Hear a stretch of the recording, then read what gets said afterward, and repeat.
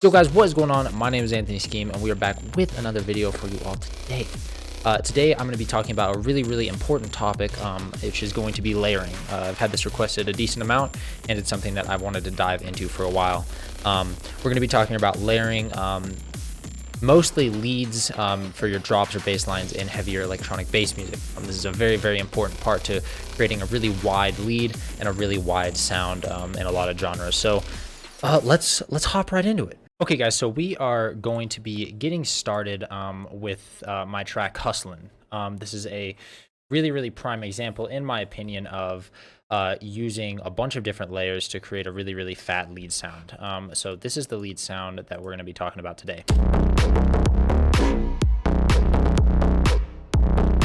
So as you can tell, it's a really thick and really fat sound. And let's go ahead and talk about the layers here. So the biggest key aspects of layering that I want to go over is going to be when you're layering, a huge part of it is just trial and error. Trial and error is the biggest thing. When I'm layering, it's never like I have a sound and I'm like, okay, I want to layer my next sound. I know exactly what sound I'm going to want. A lot of it is just trying sounds and them not sounding good and trying the next sound, then finally I find a layer and I'm like, oh, that's a really good sound. That's a really good layer. The next thing is when you got to have an idea of what your lead sound, what you want it to sound like. And once again, reference listening for this is such an important part of production, in my opinion. I go over this a lot. When you have an idea of what your sound you want to sound like, you're going to have that bass sound, right? You know, your starting sound is what I mean by bass sound. And that starting sound might not be exactly what you want, right? So you want to go, okay, what parts of this sound that I have right now, what parts are lacking? What parts do it not have? Does it not have as much like mid or low end distortion as you want, or does it not have as much high end distortion as you want, or does it not have, you know what I mean, is it just too flat in these areas? So for instance, let's start with my first sound that I had here. And I don't know if this is the first sound that I started with on this track, but let's listen to it. So this right here is the sound that I started with, if I'm remembering correctly. This is the first sound. It has that distorted, kind of a tacky, plucky, stabby sound to it. And I thought that's a really good sound to start with, but it's just too flat. So here, let's turn off the post-processing on this. So this is my starting sound. I had that, and this is what I wrote my melody in. You know what I mean? I was like, okay, this is dope, right? But obviously, this is nowhere near fat enough. It's nowhere near big enough, right? And so I started layering sounds. So let's throw another sound on it. Another good sound here. So with this sound, for instance, I wanted more attack. I wanted a more pluck. I wanted a more plucky sound, so I added this sound here. And that added a nice little plucky, almost G-house stab, right? And that's going to bring me into the most important part about layering sounds. The most important part about, you know, meshing two sounds together to make them sound like one is frequency splitting, okay? And I'm going to show you what I mean here. So if I pull up an EQ for both of these sounds here, so this sound here, you can see I have not a hard cut, but I have a pretty cut. I'm cutting everything below this and right around 632 hertz. This is 632 hertz exactly. But I wanted those areas to be, that's where I wanted the most of the sound, right? So I want to boost most of the sound there, okay? And so say if I take one of my lower sounds, let's listen to this. Okay, so this is a much lower sound. So let's have these two layered on top of each other. So let me open the EQ for this one. So this sound, I still wanted a lot of those mid distortion, but this is going to be a lot of my low end. And I'm still doing some frequency splitting here, right? I want to pull up an EQ of every sound I have here, which is a lot of fucking sounds. This is going to be my first EQ for the first sound. It's going to be my second EQ for the second sound. My third EQ. I don't even know if I'm going to be able to fit them all on one screen. And my fifth EQ. So let's just talk about these tracks here.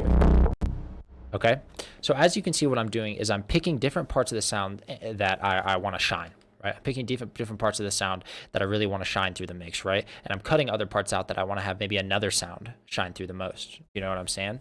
So over here, I want a lot of this mid-high distortion up on this one, right? But I don't want any of my low end here.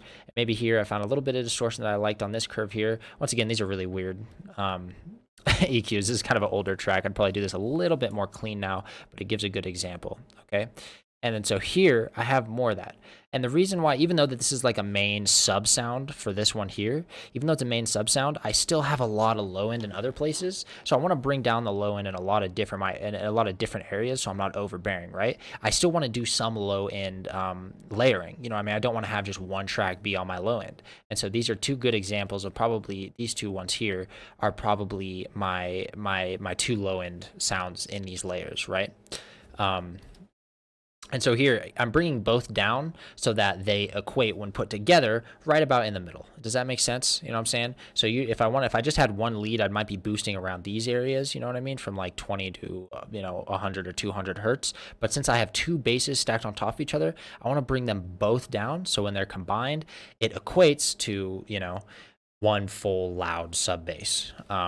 So yeah, so frequency splitting is going to be huge. And another way that you can frequency split here is if I just throw an EQ on this one here, just for shits and giggles, okay? It's really easy in FL Studio at least. You can just create a cut like this, right? So say you're only layering with like two sounds and you want one sound to be everything above 500 hertz and you have another sound that you want everything to be below, then I would cut the first sound, have everything be above 500 hertz, and then for the second sound, I would just add another cut out everything below 500 hertz. And that's a very easy way to frequency split and have two sounds be creating two different aspects on your EQ bands to create one full sound, right? But in this case, this is a much more complicated way, and it takes a lot of tweaking. Like I said, I mean, it's never easy. It takes a lot of trial and error. It takes a lot of tweaking to get it just right. And like I said, these are pretty unclean and kind of random. But once again, after tweaking and adding new sounds, this is what kind of ended up sounding the best. So let's go ahead and keep going through these layers. I just wanted to get into frequency splitting as that's going to be a really, really important part about layering a ton of sounds over each other. So let's keep getting into these layers. So for this one, I have a little bit of high-end grit. For this one, I get a little bit of, I want that plucky stab in there, that G house pluck stab kind of thing. Next up, I have a really low sound with, once again, a lot of high-end distortion, a lot of high-end grit. And then this one, once again, another kind of low-end, more low-end sound, but it adds that stab. So when you put these two on top of each other, you have like a really nice low-end, clean G house stab. And then when these two are put in, you got that high-end, gritty, kind of sustained bass in there. And then you got pretty much most of the lead sound here. And then let's throw in this last sound. Kind of another kind of mid-low, plucky kind of sound. So I wanted a really nice combination here of a nice kind of plucky sound with some attack and decay, as well as a really, really distorted, almost sustained bass sound that just sounds like sustained grit over the whole thing. You put all of them together, this is what it sounds like. I have my sustained grit in there. I have my plucks in there, that kind of low-end G house pluck, and all together it kind of makes a really nice clean sound. And fuck me, I have another one. What's this one again? And this adds another, once again, kind of a sustained bass. If we just open the piano roll, it's really low. So once again, all of these together adds a really, really nice sustained heavy bass. So once again, there's no perfect way. Sadly, I can't make a video showing you exactly how to layer. I can just show you my processes in past songs that, I used, you know what I mean? And like I said, it's going to be a lot of experimenting, you know what I mean? For this track, I believe I started with one of these sounds. This is the sound I started with. It's really thick, it's really fat, you know what I'm saying? But it just wasn't enough. It wasn't enough. It didn't have the depth that I wanted it to. It didn't have the thickness that I wanted it to, you know what I mean? And so from there, I just started throwing more sounds on it. I said, okay, I want some plucks in there. I kind of wanted a plucky stab. Okay, nice, I get that pluck. Let's throw another pluck in there. There we go, that's sounding more thick, okay? But now it's not really distorted enough. I really want something fucking nice and thick and distorted. Nice, that's good, but now I still want that high-end grit, that really sustained Mala type stuff or Chami's type stuff. And I'm like, okay, now we're getting there. You know what I mean? So that's how that works. And it's a lot of trial and error. There's no perfect way to do it. But essentially, you just got to keep layering sounds and EQing them and post-processing them and finding the little bit of part in that EQ that you want, finding that little bit of part of the sound that you want that adds to the other sound. You know what I mean? And then eventually, you'll come to a full sound. You know what I mean? So it's a lot of trial and error, but it's also having that knowledge of what you want that in sound to sound like, what your overall goal is. And maybe through this process, you might throw something on there and you're like, whoa, this adds a different twist I didn't even think about. Let's keep that sound and expand off that. So like I said, it's a lot of trial and error. Let's go ahead and hop into another kind of layering, and this is a bit more of a melodic layering. It's not something that I do a lot, but it's something I've done before. So let me go ahead and open that track right now. Okay, so this is another track I have. It is actually unreleased right now, so y'all get a little fucking sneak peek, you know what I mean? But this is more of a future house, future bounce kind of track.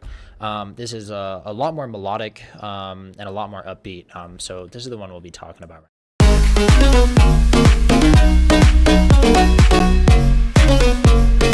So, like I said, a lot more melodic, a lot more upbeat. This isn't a genre that I mess with a lot, but it's something that I really, really like putting out every once in a while, getting a vocalist and messing with the melodic side of house a bit more. So let's go ahead and talk about the layering on this one. This gives a really, really good example of if you're trying to layer more melodic stuff instead of a deeper, heavier, more distorted stuff. So let's just go down the list of the layers right now.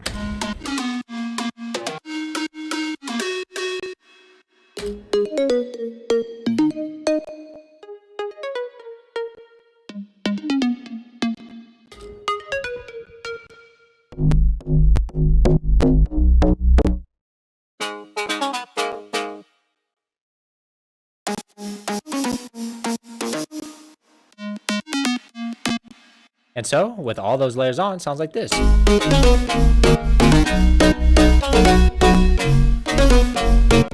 So we have a lot of high-end layering here and not much low-end layering. Really, the only low-end we have is this sound here, which makes it a bit more easy. I'm sorry about the little clipping. For whatever reason, this fucking track just overloads my fucking $1,000 fucking computer. Don't know why, but whatever. Well, actually, you know what? Let me fix that real quick. Oh, look, you guys ever having issues? Just change your fucking sample buffer length. You know what I mean? It'll stop clipping. There we go. Not clipping, but there we go. So let's start with the loudest sound. In my opinion, the biggest lead high-end sound I have is going to be this one. So I started out with that, and I started out with this as my two kind of melody points.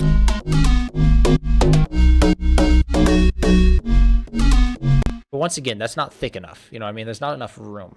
So instead of adding, more mid or anything like that, I just added a lot more high end. You know what I mean? This sound had a really, really cool reverb effect on it. You know what I mean? So it added a lot more room with these three sounds layered on top of each other. So you can already hear that higher end coming through, making the sound wider and making the sound overall thicker. And then threw this one in there. So once again, adding a bit more high end, a little bit more reverb with this sound here. You want to just make each one shine. Once again, just use that frequency split. Take the frequencies that you like from this one and take the frequencies out of different ones. You know what I mean? Make sure they layer correctly with frequency splitting and EQing, and make sure they all fit really, really well together. And once again, this is so much trial and error. I tried so many different sounds and so many different patches and so many different presets until finding ones that really, really sounded good and added that extra little bit of the sound that wasn't there for me yet. So then I threw this one on there.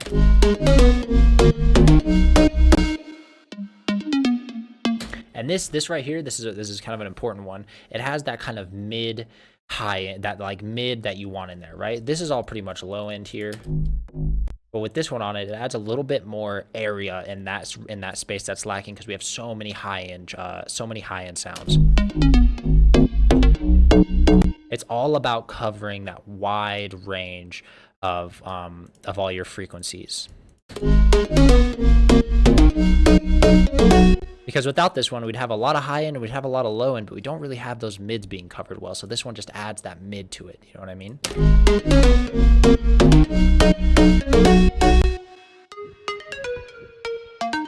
Another really plucky high end sound in this one. Let's turn these all back on, keep going down the list.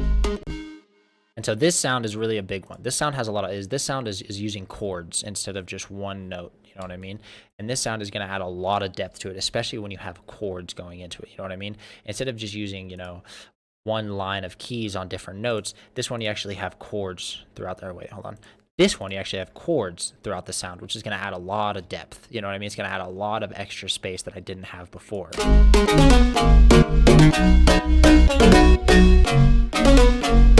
So obviously these two are kind of my leads, you know? This kind of has that attack and that power, and this one has the chords and a lot of the filler elements. So then, when you turn all of them on, you have a really, really full sound already. And then these, I think, are just some kind of higher end plucky distorted sounds. I think the main reason I used these was for the reverb. And then this is kind of another one that's kind of in that mid area.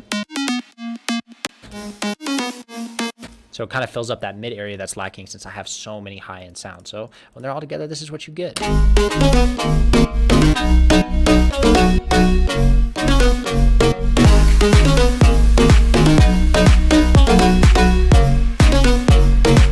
Yeah, then you have a well put together, well layered track. And once again, these are just my processes. I'm sure you guys are going to see things in there and see those EQs and be like, oh, I wouldn't do that. There's no right way to do it. It's all about experimenting. It's all about trying different things. And it's all about finding what is going to be good for you. You know what I mean? What's going to make your track sound good? What's going to fit the sound that you're trying to achieve? And so much of it is trial and error. I'll sit down here when I'm layering for hours and not find anything that I like. But then you stumble upon that one patch that sparks that little bit of inspiration. And you go, oh, that's dope. Let's expand off that. These two sounds are really good, but what if I had this little bit of high end? Let me throw some high end in there. Let me throw a little bit of a high end fucking sound in there to give me some space in this area. Whenever you're layering, just make sure that you're covering the entire range instead of just one range. One sound will a lot of the times cover one range. And sometimes I'll have tracks in like bass house tracks that cover the whole range just fine for me. But sometimes I have tracks like these or Hustlin' where I want a bunch of sounds to create a really, really thick lead that creates a whole different range of sounds. So I always look at my main lead, even if it may be 6 or 7 layers, I always think of it as one sound, and that's really the best way to think of it. Think of it as one sound that covers your lows, your mids, your highs. You know what I mean? That compiles to create one really, really dope sound. And just keep layering, man. You'll find really cool little elements if you say you took a sound and you completely, low split it, you know what I mean? You only had the high ends of the spectrum, you know what I mean? You only had maybe like 2K to 10K, you know what I mean?